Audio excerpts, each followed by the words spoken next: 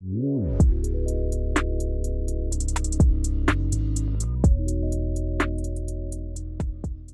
everybody, welcome back to my YouTube channel, She's French, and if you're new, welcome. Thank you so much for clicking on this video. Please consider subscribing, and welcome to my new background. I hope that you guys like this. We moved the room once more. I hate doing this so much, but we had to make room for some workout equipment that is right there. Everything just is perfect right now, so it's gonna stay as is. Hopefully you guys like this. I think it looks really nice. The vibes are good, so hopefully you like it too. So anyway, let's get started with today's video. In today's video, I'll be answering 6 questions on minimalism. I asked you guys to submit your questions and I got so many, which was so cool. Thank you so much. They're all such good questions, so I noted down all of them. Today I'll be answering 6, and then I'm gonna do part 2 answering 6 more, just so that it's not too long for you guys. I have them all right here, and I'm just going to answer these in the order that I got them. So if your question is not in this video, it's definitely going to be in the next one. Don't worry, I noted all of them down. I know you took your time to submit them, so I want to make sure that I answer them for you guys. So question 1 was asked by Sophia. She asked, when and how did you start minimalism, and how do you define it? So I started being a minimalist about 6 or 7 years ago. I don't keep track of the time, but it's been a couple of years, and I actually didn't realize that I was being a minimalist when I started. It wasn't quite like a trendy thing yet. I actually figured it out later when the documentaries and cool little books and stuff started to come out, and then I was like, oh, I think I might be one of these people. So I had very humble beginnings. I was a college student, so I didn't own a lot as it was, but I did have a decent amount of clothes. I moved into a tiny apartment where the closet was literally about this big, and I kind of came to the realization that if I wanted to see my clothes and be able to pick them out, because I'm a very visual person, then I was definitely gonna have to declutter, because it was not gonna work. If I was so attached to these clothes and wanted to keep them so bad, they would realistically be folded on the floor or who knows where. So it made sense for me to start to go through my closet, declutter, keep what I truly loved or what I was really wearing a lot, and I couldn't afford to just declutter and donate. That also got me started in reselling clothes that I was no longer going to keep. So I got started with an app called Poshmark, and it's not sponsored, that's the one I was using, and I still do. It's great. I recommend it if you're also decluttering. It's a really good way to get some of that money back, so that you're not feeling like you're at such a deficit with getting rid of things and then potentially having to replace them. So I started to declutter, and then I started to also notice some gaps in my closet where maybe the things I had were not very good quality. I was wearing them down, and that's when I started to take some of that money from reselling the extra clothes and invest it into better quality pieces, and I've pretty much been doing that ever since. And then I also apply it to everything that I own and my family owns, and it works really well. Definitely quality over quantity, and we also like the aesthetic of minimalism, so it feels good to not have a lot. We think it looks good, and I can only really see benefits for it, which is I guess why I do it. And then how do I define it? I'm not very strict on myself. I do like to count for when I do videos, so that I can show you that you can in fact, for example, have a really fashionable closet while not having a lot of pieces. But in my day-to-day life, I'm not out there counting okay, I have this many cups and I have this many pieces of clothing.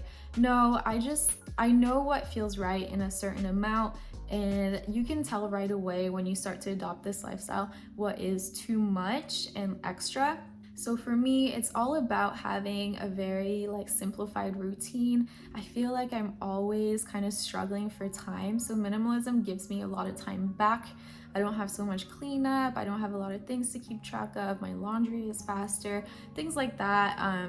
Doing the dishes, really simple things that maybe are things that you don't really enjoy doing with your spare time, being a minimalist offers you a lot of that time back because you're not stuck doing those things. So for me, the number one thing is simplifying my routine and giving myself more time. I'm also in a place in my life where I am still getting established, so I am still purchasing things, but I'm trying to be really careful about what I purchase so that it does make sense and it does have a purpose. I don't like to just have things just because. Pretty much everything that we own serves some sort of purpose. And I also really enjoy good design. So for me, I take the time to pick out things that I think look really good and that I enjoy. I know not all minimalists do that, and some people would just want like the basic everything. But if you guys watch my channel, you know my closet, you know I like interesting design cuts and so on. This applies to everything too. Question 2 is also from Sophia, and she asks, what are the questions you ask yourself before buying anything? So like I said, I like everything to serve a purpose. So the main question is, does this fit into the gap that I'm feeling in my life? Is it gonna fix whatever problem I'm experiencing? Is it gonna make my routine better? And then for clothing, is it gonna make me feel really good? I told you guys that I start to kind of feel when I have a gap in my closet. It still applies. Is it gonna fill that gap? Do I feel good in it? And really important is also, does it go with what I already own? I kind of want things to just work. And the beauty of my closet is that I don't even have to think about what I want to wear. Most of the time it just jumps in my head, like when I'm in the shower, but I could really go in there blind, pick out a couple things, and I know that everything will go, which is so amazing because I know that I still look good and put together because I really enjoy fashion, but really I don't have to think about being put together, if that makes sense. And the really important thing from that, sorry, this is like all over the place, but like I said, make sure that you feel good in it. Work with your body. By being a minimalist, I feel like I learned a lot about myself, what I'm into, what works for me, and what doesn't. Sometimes things look really good online and they just don't work on you, and that's okay. You'll start to really figure out like what your personal style and preference is, and I think that's really, really cool and really beautiful. So hey. And then question 3 is Sophia's last question. Do you do minimalism only with your purchases, or are you also minimal with your finances? So I think that the two go hand in hand. Like I said, I really care about things lasting a long time. So if I'm not replacing things, of course I'm saving money in the long run. I think that's what can be a little bit hard about quality over quantity, is that sometimes the quality things cost a little bit more, sadly, but in the long run you will notice that you're not replacing them, you're not having to fix them, they do really last, so then that's more money in your pocket. I think that's really important to consider, especially because like I said, I'm kind of getting set up. I just had a baby. I'm only 25, so it's not like I've accumulated a ton of things. I'm still in a place in my life where I'm having to acquire certain things, but I try to be really careful about what I do acquire. And I know that in the long run, it'll eventually stop. I won't need to get new things, kind of just maintain. So it will definitely save me money in the long run. And then something else I want to touch on is that if you kind of learn your brands and things like that, which I hate to say brands are so important, but if you do ever end up reselling something, there are certain brands that will hold their value and others that will not. I've become pretty good at that because I do like to switch out pieces in my closet. I know that for the most part, when I do want to part with something, I will get some money back for it, and then I can put it into something that I love. So that's always good to keep track of if that's something that you also enjoy doing. It's fair enough that you will get bored once in a while with something, like we're only human. We're getting blasted with social media and things that look cool all the time. So I don't think we need to punish ourselves as minimalists. I think it's okay for me to switch out my clothes. It works for me. Still have a good time with it, still minimal. My carbon footprint ultimately is very, very small. So I feel good about it personally. And it's a personal journey. So yeah.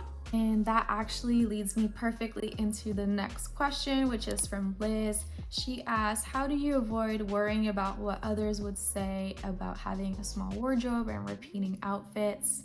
I don't care. So like I said, I feel really comfortable with myself, and I feel like I feel good, and I feel like what I put on looks good on me, and I feel confident in myself, which I didn't always used to. Like I said, it was kind of a learning process for me, but I don't care what other people think. I enjoy my pieces. I think I look nice and I have fun with it. So I think that it's also very easily to get influenced by social media and these people that most likely have a stylist. It's probably not pieces that they own in their own closets, but actually pieces they're getting styled in. I do not have a stylist, so I'm a regular person. So of course I'm gonna repeat outfits, and that really doesn't matter. I think I have a good amount of variety in my closet to where I'm not wearing my clothes like a uniform. I can still switch things up and really feel like I'm wearing different clothes. But like I said, ultimately I don't care because I feel good. And then lastly, I think that if somebody is taking their precious time to judge you on repeating an outfit, that speaks volume on them as a person. You don't really need to worry about people like that. The next question is from Natalie. She asks, is your minimalism different from being a mom than from before you had Zen? Honestly, no, but it was a learning curve because this Zen is my first baby. I've never done this before, and suddenly you need things that you've never thought about before. Like, what is a wipe warmer? When did you ever think about a wipe warmer? Now you have to think about it. It's just a random example, but people make out like babies need so much, but I've really learned, like from hands-on experience, that they really don't. And if you're a new parent, I would suggest looking into the Montessori approach. It goes really well with minimalism, and it's all about providing children with like a clean, like organized environment that really promotes learning and growth. Children just like us can get overwhelmed by too much. So by providing an environment that's pretty clutter-free and just makes sense, and it's things that they can use and play with and so on, like when I say this, I feel like it just makes so much sense. And I also think that we just have to remember there's so much marketing out there, and we have to be aware of it. We're always being sold something. There's always something new that's better than the last. So with babies, because babies are so precious, and like I said, it's my first baby, I want to make sure everything's perfect for him. It's really easy to fall into, oh my God, I need everything, when actually there's some essentials that are just truly the essentials, and you'll be fine. The other thing is they grow so fast. I really thought that babies were babies forever. Zen is pulling himself up. He's wearing pretty much toddler clothes, and he's 9 months. Like, it goes so fast, and you really start to see that you really didn't need some of these things that you got. If I feel like I was pretty careful about what we got, but I could still have done it again in a way that I wouldn't have gotten certain things that I really didn't need. So it's pretty much the same right now. Zen has his own bedroom. He has all the essentials that he needs, and really nothing more extra. It's easy to rotate toys out for him, and that's the Montessori approach. And he's really happy. We can tell that he loves his room. It's not like he's being deprived. Please don't think that I'm depriving my son in any way. Definitely not. He's very happy, and he has just what he needs. So yeah, my new approach for shopping or navigating being a minimalist parent is pretty much a lot of watching Zen. I can pick up on like what he's into. So right now we just got him a toy that you drop little balls into and then it rolls down. He's really into grabbing things and dropping them. So I feel like that was a toy that he would enjoy. Sure enough, he loves it. Babies will kind of show you what they're into. Of course, I'm getting him new toys and things like that, and like clothes, like what does he look cute in? Is this like a nice material for him to wear on his skin? But he doesn't need like the whole store is what I'm trying to say. So it's kind of the same approach that I take for myself or for our home, you can apply into children as well. And for the last question, I'm so sorry, I don't remember your name, but you asked me twice in the comments about this. And it was basically, where are your workout clothes or loungewear? So let's talk about that. I don't have a secret stash of workout clothes or loungewear. I actually just bought this, which is like a workout one piece. It's from Nike. It's just like I said, like a one piece from the top all the way down into leggings basically. I just got this because like I mentioned, we now have some workout equipment, so I wanted something that was the right material for working out. Obviously, I'm not gonna work out in my jeans, but with this purchase, I made sure that it was something that I could wear for working out. I can also lounge in it, and I can definitely go out wearing this, and it's fine. Like right now, maybe you thought I wasn't wearing loungewear, I don't know, but I felt like I looked cute, so I guess that's all that matters. But so yeah, I tried to be really careful, and I wanted one piece that did it all, so that's kind of the approach I took.